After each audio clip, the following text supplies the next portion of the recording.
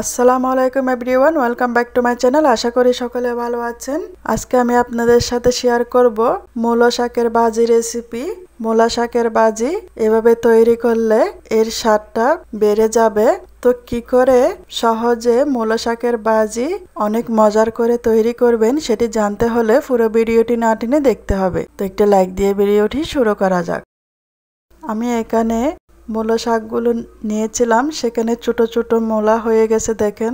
আমি এগুলো সহ কুচি কুচি করে কেটে নেব।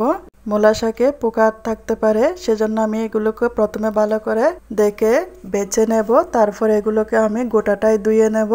ধুয়ে নেওয়ার পর একদম কুচি কুচি করে কেটে নেব। শাকে কিন্তু প্রচুর বালু ছিল, বেশ কয়েকবার করে ধোয়ার পর বালিগুলো গেছে, সেজন্য মূলা শাক কিন্তু খুবই ভালো করে ধুতে হবে কাটার আগে। তারপর এটাকে কুচি করে কাটতে হবে। এখন আমি একটি হাঁড়িতে পানি গরম করে নিয়েছি, সেখানে কুচি করে কেটে রাখা এবং ধুয়ে রাখা মূলা শাকগুলো দিয়ে দিয়েছি। হলুদের গুঁড়া দিয়েছি 1 চা চামচ, লবণ দিয়েছি 1 চা চামচ। এখন মিডিয়াম লো আছে মূলা শাকগুলোকে 5 মিনিটের মতো সিদ্ধ করে নেব।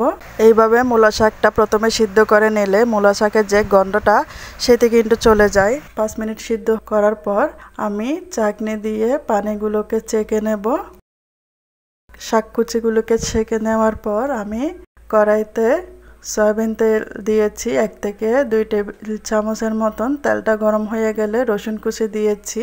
রসুন কুচি একটু বেশি করে দিয়েছি। মূলা শাক রসুন কুচি বেশি দিলে শাকটা ভালো হয়। এখানে আমি কয়েকটা শুকনা মরিচ দিয়ে ভেজে নিয়েছি এবং টমেটো কুচি দিয়েছি। টমেটো কুচিটা অপশনাল, মূলা শাক যেহেতু শীতকালীন সবজি সেজন্য টমেটো দিলে শাকে স্বাদটা ভালো লাগবে। এখানে আমি লবণ দিয়েছি অল্প করে, আপাতত আমি 1 চা চামচ লবণ দিয়েই টমেটো, মরিচ এবং পেঁয়াজ কুচিগুলোকে ভেজে নিয়েছি। এখন সিদ্ধ করে রাখা মূলা শাকের কুচিগুলো দিয়ে ভালো করে নেড়ে চেড়ে নিয়েছি। আর হলুদ দেওয়ার প্রয়োজন নেই, যেহেতু সিদ্ধ করার সময় আমি এখানে হলুদ দিয়েছিলাম।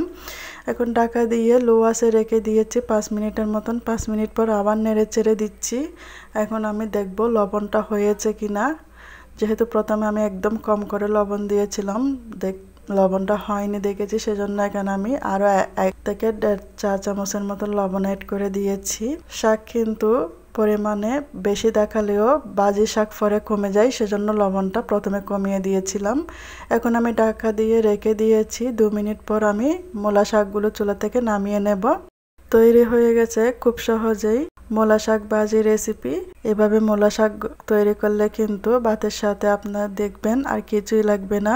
এই শাকটা যেমন পুষ্টিকর, খেতেও তেমন মজা। রেসিপিটি যদি ভালো লেগে থাকে লাইক, কমেন্ট, শেয়ার করতে ভুলবেন না। আমার চ্যানেলটা সাবস্ক্রাইব করে আমার পাশে থাকার জন্য অনুরোধ রইল।